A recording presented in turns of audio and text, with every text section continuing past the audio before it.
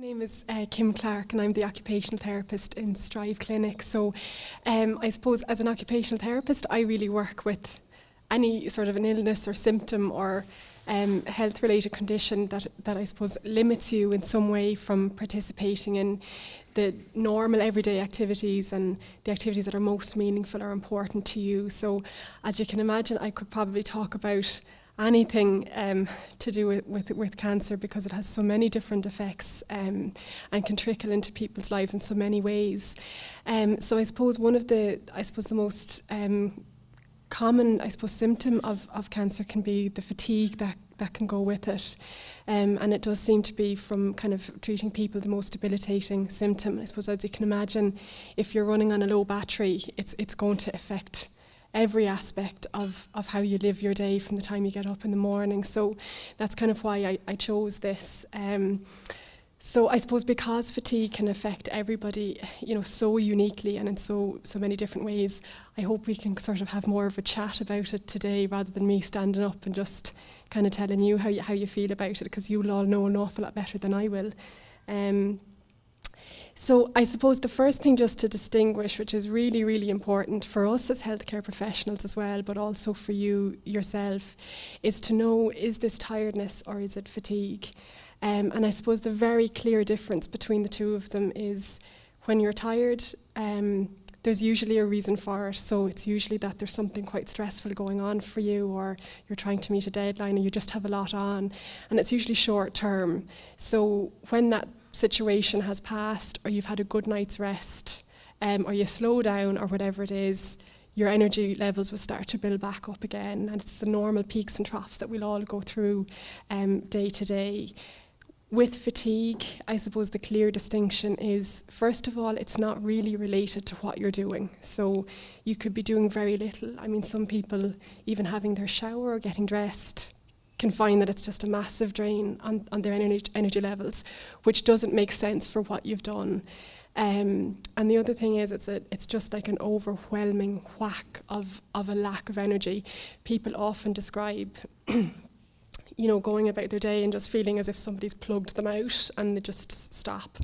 And I suppose the key factor with fatigue is it's not alleviated by rest. So you could have a very good night's sleep and have good quality sleep, and still wake up the next day and felt that you haven't slept at all, or felt that you're still really unrefreshed. So I suppose, before I go on a big babble any longer, do people feel that this is an issue, or can anybody identify with it? Yeah. And I think, I suppose particularly for ovarian type of cancers, and that the fatigue actually can often be a sign for people to go and get checked as well. So I'm always conscious, working with people that have had ovarian cancer, that you've had the experience of fatigue even long before you've probably had your treatment or anything else. So you'll probably be the most au fait group with it too.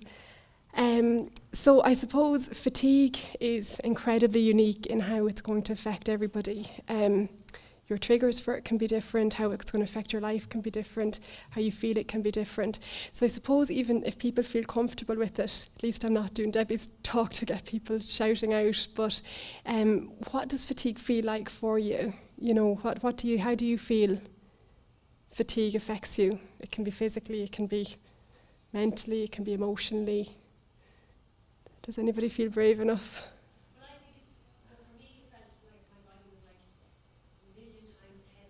Yeah.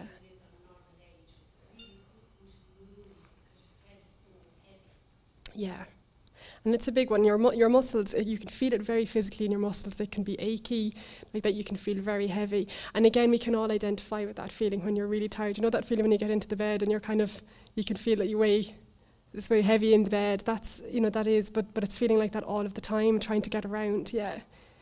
Anybody else? Any other experiences?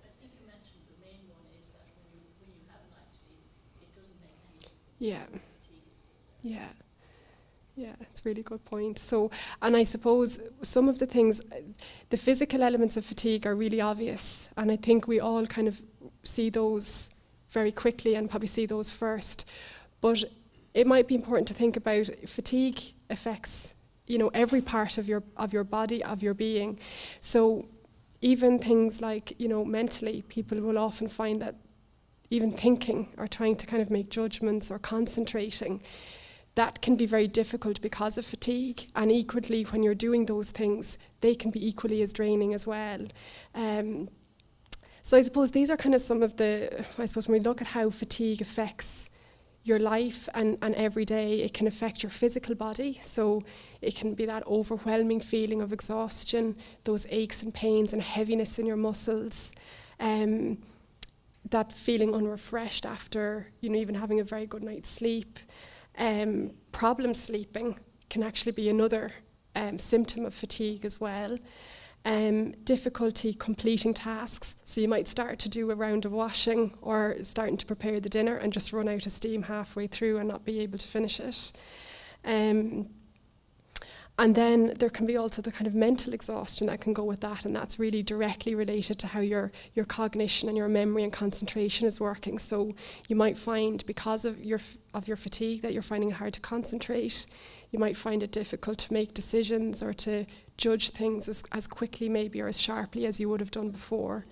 Not all the time. This will come and go in severity, but I suppose the more fatigue you feel, the more likely you're going to see it trickling into all of these areas. And difficulty, people often describe having conversations with people and just not being able to retain what people are saying or forgetting what they're saying afterwards. Or just finding it hard to remember things yourself, just simple things like even going to the shop, just remembering, what you wanted to get and all of those things. And then also it can, fatigue can have a huge effect on your emotional well-being as well. People often describe feeling really irritable, or even being narky with people, which would be really against their character or whatever. But again, it's just when you're that fatigued, you can just start to feel it really creeping into your emotional well-being as well, and maybe feeling more tearful than usual. And just probably noticing that your motivation is going. Now that's partially physical as well, because sometimes people just feel, what's the point in doing it because you can't finish, or you're worried maybe to take on something in case you're going to run out of steam halfway through. And obviously low mood and stress is going to go hand in hand with this. I mean, if you're concerned about being able to complete activities or do things, it's going to cause stress. And not being able to do those things is going to affect your mood, because, and I suppose as an occupational therapist, that's our bread and butter. We are what we do. We all do things every day, and doing those things is what gives us purpose, is what gives us meaning with everything we wake up to do. So if you're not able to do those things, or you're not able to do them in the way that you want to do them, it can really start to affect how you're feeling. So I suppose when we look at what causes fatigue, it's just really important to note that energy is affected by everything, and in turn, energy affects everything as well. So when you think of yourself as a battery, from the time you wake up in the morning, there's lots of things that are going to start draining that battery. Physical activities, mental activities, emotional activities, all of those areas are going to be causing a drain, and sometimes people don't recognise really where their energy is going, and often because you've never had to stop and think where it's going because you've had an unlimited supply. But when you don't, it's important to start thinking about where it is going and how it's going. So I suppose when we look at what causes cancer-related fatigue, it's important to note that this is still a really new area. There's an awful lot of research still going into it, and really they don't really know why exactly. But what we do know now is that the fatigue is caused by lots of different things. And when we think about that statement that energy is affected by everything, if you think about your cancer, your diagnosis, where your cancer is, what part of the body that's affecting, and your treatments that you've had, on top of all of the emotional challenges that go with that, it's kind of really, I suppose, easier to see how the fatigue would come to be. And then on top of that, you've got your normal body functions. Any one of us can feel fatigued for lots of physical reasons. Sometimes people can be anemic and not know it, or have other kind of problems that can lead to it. Sometimes people's thyroid function, for example, if that's off, will lead to fatigue. So there can be lots of different reasons. And I suppose one of the most important things when you're trying to diagnose a cancer-related fatigue is kind of going through all of those other systems and getting your bloods checked and making sure that there isn't anything else that might be contributing to it.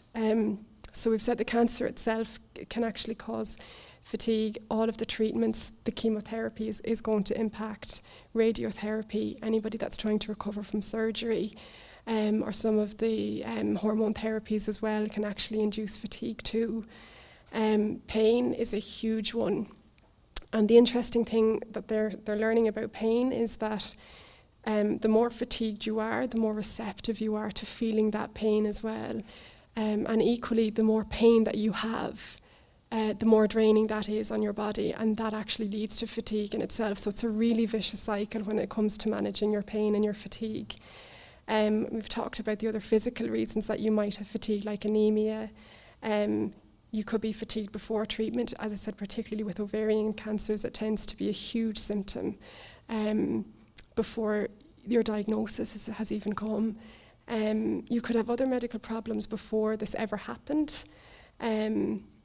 And I suppose, again, because of all of the treatments and everything else, you might be a little bit more physically underactive as well. And we know that energy generates energy as well. And when we come to actually looking at the interventions, exercise is actually a really important one in terms of sustaining your energy levels at a healthy balance.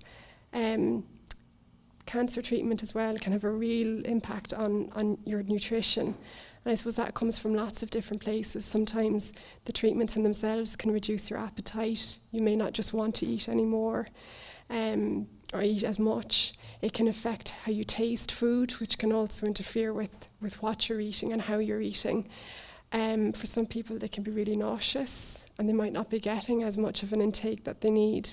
So again, your body is a fuel tank. You need to fuel it up to get the energy out. So if your nutrition isn't what your body needs, you're going to feel it. There's a lot of medications that can have side effects, and fatigue and lethargy can be a lot of those side effects for a lot of the medications that you might be on. And we've talked about the kind of emotional distress, the emotional adjustment piece that goes with this, and the effect that can have on your sleep as well. So it can seem a little bit overwhelming when you're sitting there and thinking, God, I have every single one of those things. Because it's important to know that any one of those on its own could lead to considerable fatigue. But the more of them that you have, the more likely you're going to have, real issues. But I suppose the flip side of that is that the interventions that are often used to target these are addressing every one of those areas. So there's often a real domino effect when you start to treat one problem. It can have a positive effect on the others. So I suppose why to get help, and what I always say to people is because you can. I think there's an awful misconception, up until recently enough, I think really, that fatigue was just an inevitable consequence of cancer and cancer treatment, and that there was very little that could be done about it. And in fact, there's a huge amount that you can do. It's energy. Energy is expendable. There's loads of things that you can do to manage it. It's just, I suppose, about recognising it in yourself, first of all, and then knowing where to go to get help. And I suppose why do it? And it's the same, I suppose, thing as I was saying before. We are what we do. If you're not able to do, the things that are important and meaningful and essential for you every day, it's going to have impact. It's going to cause stress. It's going to cause problems with quality of life.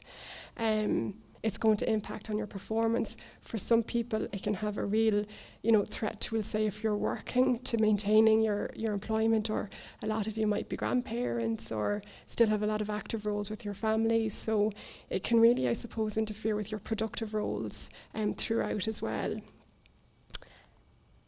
So I suppose who can help? I suppose the biggest thing I always say to people is the very, very first step is actually talking about it. Don't feel that you can't talk to your doctor about it, or your consultant, or your nurse, or any healthcare professional that you come across, because the chances are, even if you're in a situation where there's not every discipline there to help, you'll still be able to get help from somebody to address some of the symptoms that are related to it. So talking is definitely the first step. And then I suppose it makes sense when you think about all of the, I suppose, the cluster symptoms that we talk about that lead to fatigue, like pain, stress, all of those issues.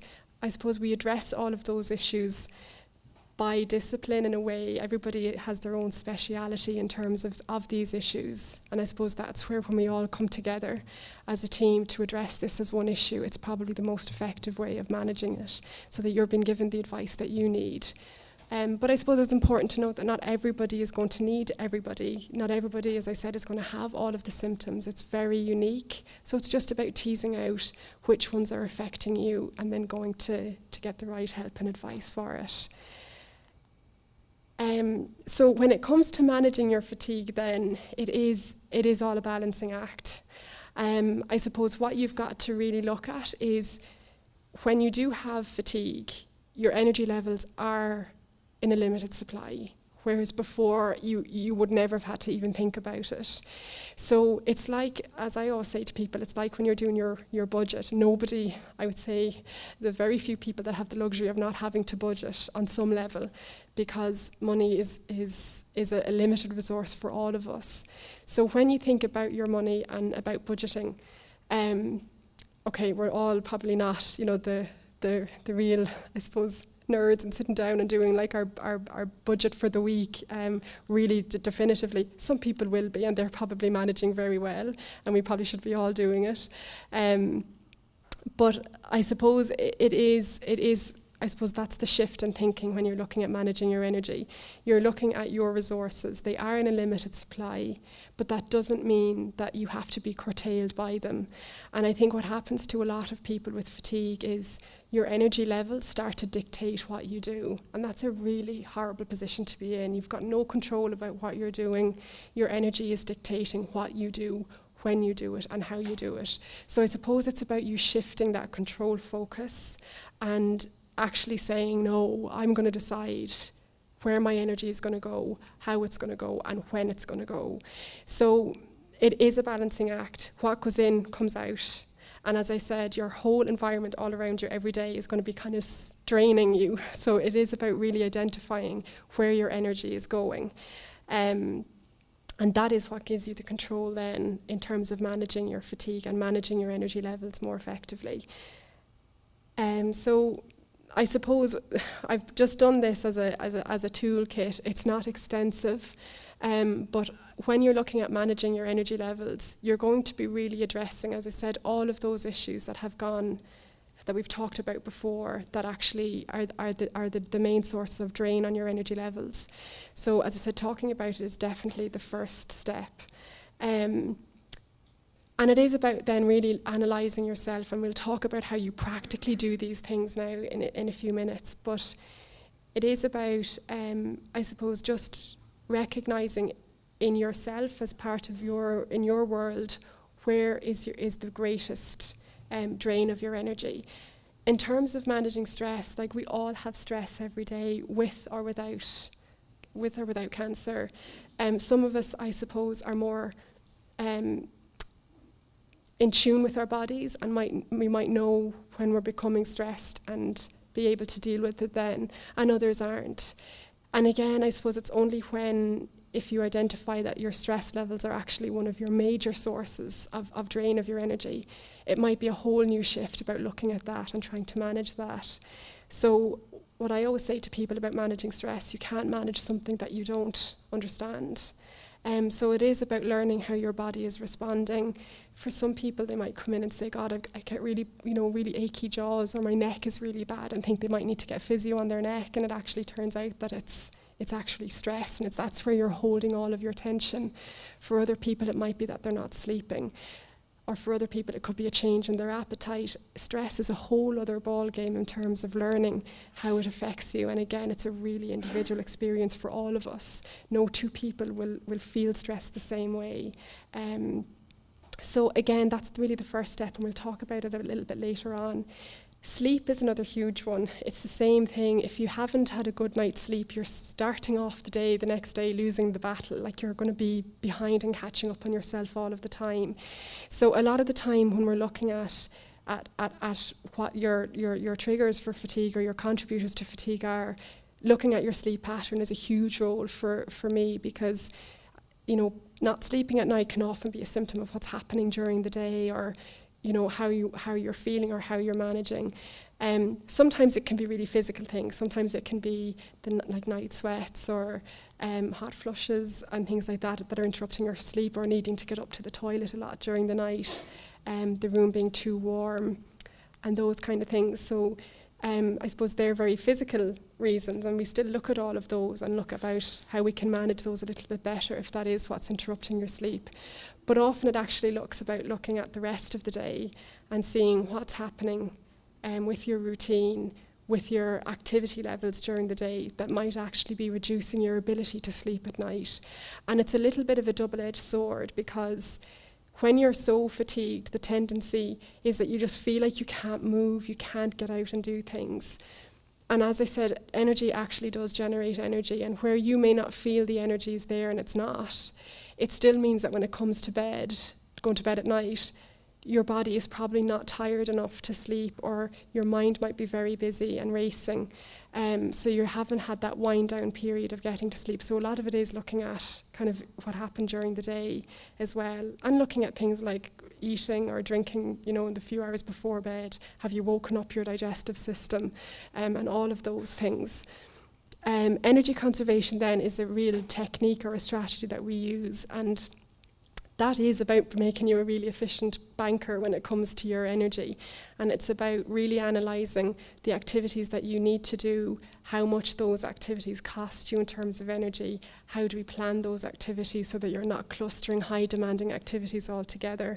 And it's really about you sort of prioritising what you need, what you want to get done in the day or the week ahead, planning that you're pacing the day out, you're taking your regular rest breaks, you're planning when the activities are done. And pacing means getting the balance. So people often think it's about kind of slowing down. Sometimes it's not. Pacing is about balance. So it's about not overdoing it on a good day or underdoing it on a bad day. So you're trying to figure out what your limits are. You don't want to push past the limits, but you want to reach them and get a steady pace of activity throughout the day. And that's all about, I suppose, not getting into that boom and bust cycle, which we'll talk about later. And I think it's a trap that we all fall into. Modifying the task of the environment then is a real kind of OT one, I suppose, where you're looking to see how can you kind of cheat a little bit or get a few tips on how to kind of save energy as you're doing. Again, it's kind of like doing your weekly shopping, knowing that there's a sale on in Lidl and going there to get one thing and going somewhere else to get the other. So it's about, you've got to do certain things during the day, like showering or dressing, but there are little tips and tricks, I suppose, that you can do to try and save your energy along the way. And then exercise is a huge role for that. And I suppose our physiotherapists would be the real gurus in this to talk about it, but it is that whole idea of energy generating energy and trying to get that balance right as well. Obviously having a healthy diet. And then another one I suppose that I would work a lot with people on is reducing the mental exhaustion. So if concentrating and paying attention and remembering is a big source of a drain on your energy, it's not to say there's anything wrong with your memory or anything like that, but if it's causing you a significant amount of energy, again, we kind of look at ways of adapting how you're doing those things, that you're not spending as much energy while still getting the job done. So we kind of talked about the stress, and I suppose the one thing that I'd say about this is it's about really getting to know yourself as a person well before your cancer. It's not that your cancer is defining you or the treatment is defining you. You're still the same person that you were before. Some people can be natural worriers. Some people can be stressed very easily. We're all different. I suppose you only need to manage these things when they become a problem, or if you feel that they're actually interfering with how you're feeling during the day, or if you're feeling that you're not managing these things. So I suppose talking, as I said, is the most important one. If that's to your sister or your friend or somebody, it's just so important.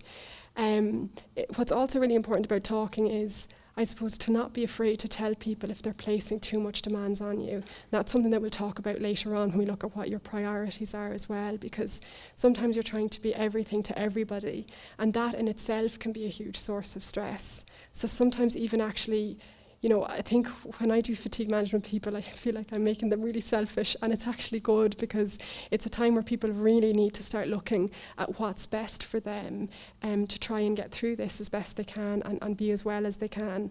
And, this might be done now because you've had cancer or cancer treatment, but it could be something that you may have benefited from years ago, or probably something that we could all benefit from, really. So, I suppose talking to people and just, you don't have to divulge, a huge amount of personal information or anything like that, but it's just about letting people know what their limits are too and what yours are. And it is about creating those boundaries. But it's really important that you figure that out for yourself first, because you can't tell somebody else, what you want when you don't really know yourself yet. So, but talking is really, really important. And also then if you do feel like, you're becoming really overwhelmed with everything, it probably is a sign that it'd be a good time to kind of get a little bit of support. And I suppose that whole self-awareness piece is really important. So it is no harm just to kind of think to yourself, how your body is reacting to stress, how emotionally you're reacting. For some people, they may not see it physically, but they might see it in how they're socializing with people. So you might find that you don't want to go out anymore with people. You just kind of can't be around people, or you just don't want to be talking to people, or whatever it is. And if that's the way you've always been, then that's fine, and there's nothing wrong with it. But if you find that there's a change in that, then that could be a sign of, that your stress levels are rising or your mood is lowering too. So it's just about taking time for yourself, I suppose, to reflect on yourself and kind of just check in and see how you're doing. And then I suppose when I talk about pacing and go through actually working through people's routines, this is actually a really important one, because often, even if you do recognize it, and Debbie was talking about the deep breathing, that has so many benefits physically, but also psychologically as well, in terms of trying to turn off that fight or flight response and just really, I suppose, calming your body and calming your breathing. But you've got to make time to do it, and often when your energy levels are running low and you're trying to get everything done, all those pieces of looking after you tend to be the ones that go by the wayside, or things that you might enjoy. So when we look at planning and pacing throughout the day, I suppose planning to take these rest breaks, and it has to be very regimental at the start, because people aren't very kind to themselves and people don't naturally just kind of take time out. So initially you do need to kind of plan it and say, I'm going to take my break then.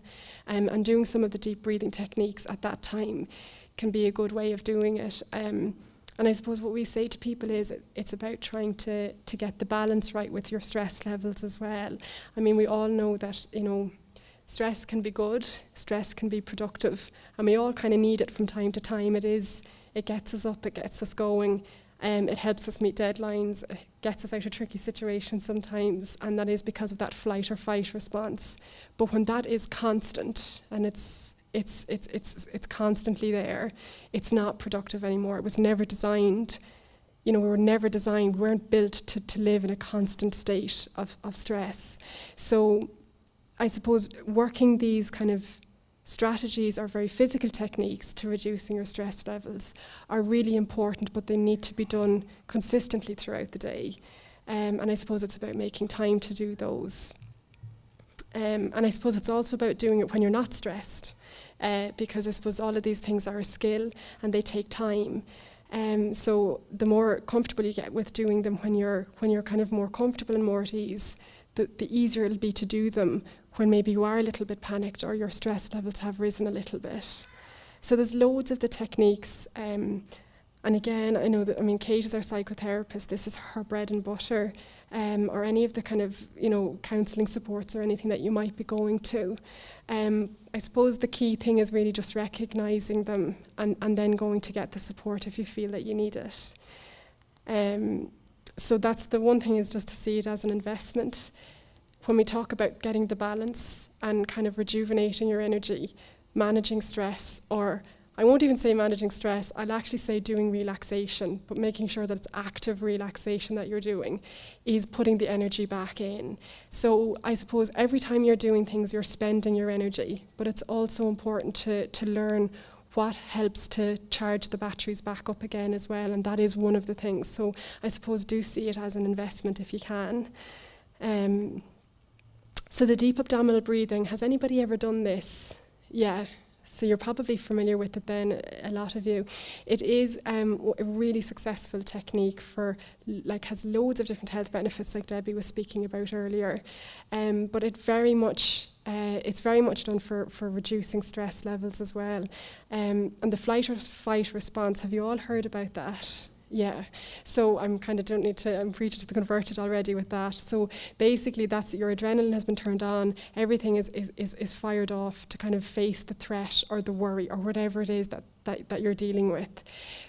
When you do the deep abdominal breathing, it's like you're flicking the switch off. So the thought or the situation will put the switch on. You're going to be, your adrenaline is going to be going, you're going to be getting all of the physical signs of that. The deep breathing helps to switch that switch back off again. And I suppose any of you that have done it, it's really hard. It's not an easy technique when you're doing it properly. It takes a lot of practice, but it certainly is one to kind of persevere with. The square breathing is another technique. I don't know if any of you have heard of that one.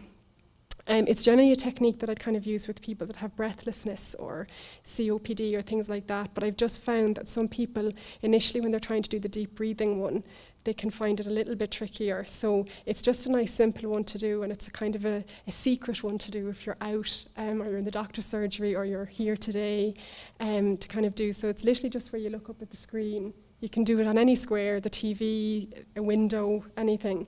And you're just taking your deep breath in, you're starting over at one corner, you're taking your deep breath in through your nose, and very gently out through your mouth as if you're blowing out a candle as you're going down the length side, back in again and back up. So it kind of just, the reason why the breathing technique works is because you're focusing your attention onto your breath, and by doing that you're focusing really on the present. Nothing will bring you to the present as much as the sound and that feeling of your own breath. And I suppose when we're worrying, it's usually about things you're worrying about what might happen in the future, or you're going back in time worrying about what happened, or so I suppose the whole point about mindfulness is bringing your attention and focus to the present moment. So even just doing that, it's not as effective in this context as the abdominal breathing, but it might be a good one to get you out of a tricky situation if you're out and about. So we've talked about the sleep already, really. So the energy conservation then is the 3 Ps. So this is really where you're really analysing where your energy is going. So I suppose a huge amount of it is actually looking at what your priorities are. And I actually always say to people to literally sit down, write a list of the activities that you're doing every day and prioritise them. When you're looking at the priorities, you're looking at, okay, obviously what needs to be done. Certain things might need to be done. The bills might need to be paid a certain day of the week. You might have to go to a function, or there might be your priorities will change every day. But when you're looking at your priorities, you're looking at what needs to be done, but you're also looking about what you need to do. So just because something has to be done, it doesn't mean that it has to be done by you, unless it is a priority for you to do it, as in it's something that you really want to do, that you really enjoy doing. So I suppose by doing this, you're just making sure that your own priorities aren't neglected, because often what will happen with fatigue is you're meeting the needs of everybody else's needs, all of the have-to-do needs, and then the things that you want to do for yourself, like go for a walk, go to the movies, meet your friend, any of those things, there's no energy left for those. But because they're kind of seen as luxury activities, they very often get pushed and pushed and pushed, and soon you might get into that cycle of actually not doing any of those things at all. And I suppose if we talk about your quality of life and your feeling of control over where your energy is going, you'll find and see, and I'm sure you'll all identify with that, if you're not doing what you what you need to do for yourself and enjoyment. Like, we all need to do those things every day. We would all get very low in mood if we weren't getting to do those things, particularly if you're not getting to do them because you feel you can't do them. So reshuffling your priorities every day can be a really, really important way of making sure that those things aren't neglected anymore. And often you'll find when you actually sit down and think about this, you're doing loads of things that probably didn't need to be done at all, or certainly things that you didn't need to do. So it's about looking to see, well, can I let somebody else do that maybe? And then I have energy to do something else that's actually really important. And I suppose because when we talk about planning your budget and everything, you kind of can't plan when you don't know what your priorities are. The other thing that you need to be very conscious of, I'm saying to you about, doing your weekly budget or whatever, you'll do a budget because you know how much the ESB bill is going to cost, you know how much the shopping is going to cost, and you know how much money you have coming in. So you can't budget unless you know the costs of these things. So one of the ways that you can learn how this cost is first of all to know how much you've got in the bank. That will usually involve a few crashes, which is fine. They're experiments to see how far you can push yourself, and that will give you an idea, I suppose, of what you've got in the bank. And you'll know yourself in the morning when you wake up, whether it's a good day or a bad day anyway. You'll know your own body's better than anybody. But in terms of learning what activities and things cost you, an easy way to do this is to keep a diary. Now, this could take you a couple of weeks because your activities will vary day to day, but usually we all have a pattern once you sit down and start to study it. So literally from the time, remember, energy is affected by everything. From the time you wake up in the morning, you're analysing yourself throughout the day. What happens when you wake up? Are you thinking? Are you worrying? Are you lying in the bed for an hour but your mind is going a million miles an hour? When you get up then, are you getting a shower? Do you get dressed? Do you then make your breakfast? Are you driving into town? Are you doing emails or whatever it is? You're literally doing every activity that is in your day. And you're going to be rating yourselves after the activity from 0 to 10 as to how fatigued you feel after doing it.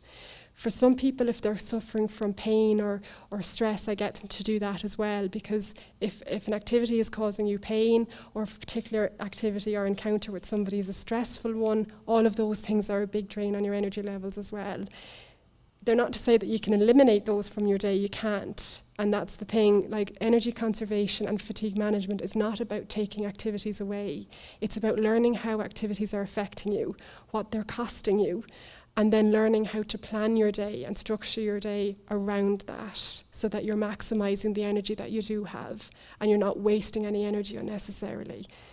So this takes a little while. It's not that simple. And I suppose the strategies, although they're simple for me to talk about them, they're simple on paper. The complicated bit about fatigue management is you're usually changing how you've always done things. So you're changing your routine, you might be changing when you do activities, you could even be changing how you're doing them. And they're all real habits that we're all into, and you will have been doing these probably from the time you're teenagers or certainly young adults. Everybody forges their own routine, and suddenly you've got somebody coming in then saying, oh, you need to change this, that or the other. And it is a difficult process, but it's not an impossible one. And you can take bits of it, that you feel are doable for you and leave the rest. As long as you're saving some energy along the way, you're going to feel the benefit from it. So the reason why we do this is to prevent the boom and crash cycle. So you'll probably all identify with this. I can identify with myself. We all do this, and you probably all did this ever before your cancer treatment.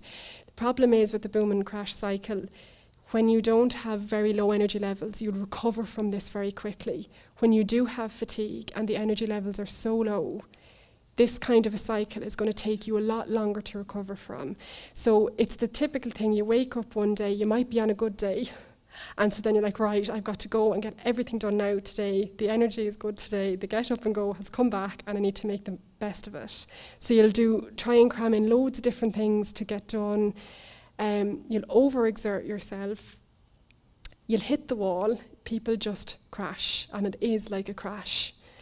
And then you could, for some people, I've had people come in this cycle and it could literally take them 3 days to recover from it, in that they wake up totally exhausted for 3 solid days where the energy just can't get back up. And I always explain it to people, when you get a new phone and they tell you that you're supposed to charge it, you're supposed to let it go completely flat and then charge it so that the memory is there, that it builds up. If you notice, if you let your battery go on your phone really, really low, it takes an awful lot longer for it to charge up rather than charging it as it's going. So I suppose trying to get the balance of that is, first of all, you're using your analysis to see how much the activities are costing you, so that you'll know, for example, if having a shower is like an 8 out of 10 for you and doing the shopping is like a 7 out of 10 for you, then having your shower and then going to do the shopping is a bad idea, back to back. But the other important thing to know is what your braking distance is. And what that means is when you've hit the wall and you've crashed, it's kind of too late then. To be honest, you're going to just have to put the feet up and let yourself recharge. For a lot of people with fatigue, the problem is you really actually don't feel it coming. Some people just say they could, and it's that leads to a huge amount of fear about planning things or going places, because you could be feeling actually okay. You could go to meet somebody for coffee, and in the middle of that conversation, when you're off in some hotel 20 minutes away from home, it's like somebody just plugs you out. The problem is, though, you probably have felt it, you just haven't recognised it. And I suppose a trick to know is, we always say that you should be stopping and resting 20 minutes before you feel tired. So I suppose this is about where we do this as part of the therapy, is trying to figure out what your braking distance is and when do you need to stop. And that is done by actually reviewing your kind of boom and crash cycles. Do like a little maths thing then to figure out what your distance is. But for yourself, as a rule of thumb, 20 minutes beforehand. So if you're feeling great and you've done an activity, the chances are you probably should sit for even 10 minutes and let yourself charge up before you keep going again. But the important thing, I think, and if you got nothing else from this, a lot of people will take this idea and happily run with it, and they'll plan in their rest breaks maybe hour or 2 hours throughout the day for 10 minutes. But if you're not actively resting during that rest break, you might as well not bother doing it, because if you're worried about what you need to get done, or your mind, it doesn't need to be even worrying about something, your mind could just be racing about what's happened, or you could be mulling things over or whatever. You might as well jump up on the treadmill and be running for the 10 minutes, because it's still going to cost you the same amount of energy. In order to fully recharge, you need to be totally actively rested, and that's where doing the stress management strategies, actually, like the deep breathing or doing a bit of the guided imagery relaxation or whatever it is that works for you, doing that during those periods can be helpful, because it's easy to get distracted when you're sitting, and the silence, can bring on all of those thoughts. So sometimes engaging in active relaxation during those times will ensure that you're actually recharging the batteries. So that's there. I didn't know it actually did that. So then the other, I suppose, ways that you can manage your energy is, I suppose, like the real OT interventions of actually changing how you're doing the activity so that you're saving energy as you go. And one of the, I suppose, ways that we do that is a thing called activity analysis. And that's where we literally take whatever activity you're doing and break it up into all the components that you need to do that task, whether it's physical, emotional, mental, like concentration or whatever it is. And then we think of little cheats and tricks that can cut a few corners along the way so that you still do the job, but you've saved energy along the way. So one of the things, I suppose, if you think about it, even just yourselves, because if you get into the hang of this, you'll be able to do it with any activity you do. We'll say when you go to have a shower and get yourselves dressed, if you even just think yourselves about all of the steps that are involved in doing that. So what's the first thing? You have to get up out of the bed, exactly. That involves sitting up and standing out of the bed. From the time you get up, that's it. The energy is starting to go already. So you have to get up out of the bed. What else then? Getting organised, exactly. That can be a real challenge for a lot of people, actually. Some people are really, and it's again a life habit of just grabbing everything, as you go, or trying to think about what you'll put on, discovering that it's creased and you have to find something else, or it's not washed, or it's whatever, and you could be having to go somewhere. So then you're starting to panic and you're starting to get stressed, and that's costing you more energy. So that's another thing. What else have you to do? You have to wash yourself. So you have to get into the shower or get into the bath or whatever it is and have your shower. Then you get out. You have to get yourself dry. You have to get yourself dressed, and you have to go. Now that all seems very simple, and for most of us it is. But when you are suffering from fatigue and the energy is low, that can drain you. Even if it doesn't drain you, you've got to think that energy loss is an accumulative effect. So you might be feeling okay then. You might go down and get your breakfast. You might get into the car, you might get to the shop, but then you get to the shop, and halfway through the shop, you're gone. So it's about, I suppose, trying to conserve your energy as you're going. So some simple things that you can do is, first of all, plan your best time of the day. For some people, having their shower in the morning is not a good idea. Some people, it just takes them a long time to get going. Their energy can be dipped in the morning and can gradually increase. So it's about doing these activities if you know that they're demanding. So if you have scored like a 7 out of 10 for getting washed and dressed, then you know that that's a demanding activity. If the morning isn't your best time, don't shower in the morning. Wait maybe until midday or even in the evening time to do it, or whatever it is. The other thing is planning your outfit the night before so that things are a little bit more organised. You've got them to hand, so you're not reaching and grabbing and bending and running to get all your bits. You've got them there the night before. A simple one can be sitting. So if you're in the shower, you can get one of the bath boards in, the Healthcare 21 or whatever the places are down here that sell those, or a little shower stool. It's not to say that you need it because your balance is poor or anything like that, but when you're standing, you're using a lot more energy than when you're sitting. So it can be just one way of conserving your energy while you're having your shower. The other thing is taking breaks and pace yourself as you go.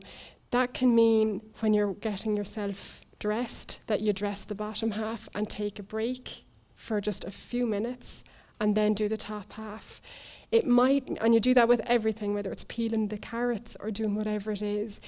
And I suppose it will take you longer. And this is what people always say to me, but Kim, I'd get it done so much quicker if I just went through it and got it done. And you will get it done quicker, but it's going to cost you more energy as you're going. So sometimes, even though it might take you longer to do the job, by pacing yourself as you're going and resting as you're going, it means, first of all, you're more likely to actually get to finish the job. And secondly, you'll get it finished and you'll probably have more energy to do something else as well, rather than having to crash in the afternoon because you've kind of flown through them all. Another thing with the shower, another simple trick, is adjust the temperature of the water. If the water is very hot, it will actually drain your energy a lot quicker. So even just things like that, and adjusting the shower head as well so that you're not overly reaching. Overreaching and bending are big drains of energy because there's a lot of muscle groups working to kind of do those tasks. And thinking about that again, it's about organising all your toiletries and your towels and your bits, that they are at waist level, that again you're not overreaching or bending trying to get at them. Energy saving equipment then, all the gadgets, toweling dressing gowns are really cheap and much more effective in terms of getting dry. Just put it on, you can walk around and it will dry you, rather than having to do all of the workout that's involved, I suppose, in using just a normal towel.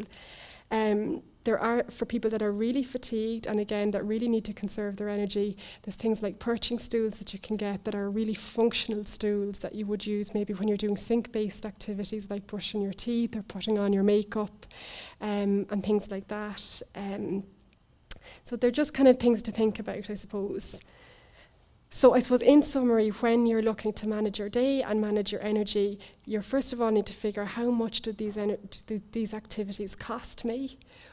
Then you're talking about your priorities. What do you want to get done today, tomorrow, for the week ahead? What needs to be done and what do you want to do? What could be delegated to somebody else, particularly the things that you're not fond of, that you're not attached to, let them off to somebody else, so that you have the energy to do things that you do want to do yourself. when you are doing the jobs that need to be done or you want to do them, you're thinking cleverly and outside the box as to how can you do these activities that will kind of save energy. Could you set them up a little bit differently? Could you sit while you're doing them? Those kind of things. And then what's your budget plan? So when you've figured all of those things out, then you start planning, I'll do this then, I'll take a break here, I'll do that job then. And again, as I said, you're planning activities that are not clustered by level of demand, I suppose. So I suppose I've waffled on now. I'd say I've gone way over. But just, I suppose, remember that small changes can make a big difference. And although they are quite simple, the challenge is building them into your routine. That can't be done overnight. That would actually probably take you months to do it. So even just taking a couple of changes every week and building them into your routine slowly is probably the most effective way to do it and to kind of sustain doing it. And I suppose the thing with the fatigue is, for some people, this fatigue will pass. For some people, it can be relatively quick. For other people, it can take longer. So I suppose what you're focusing on is, for whenever it's there or for how long it's there, you just want to minimize the disruption that fatigue is having on what you're doing every day. So that's it. Thanks.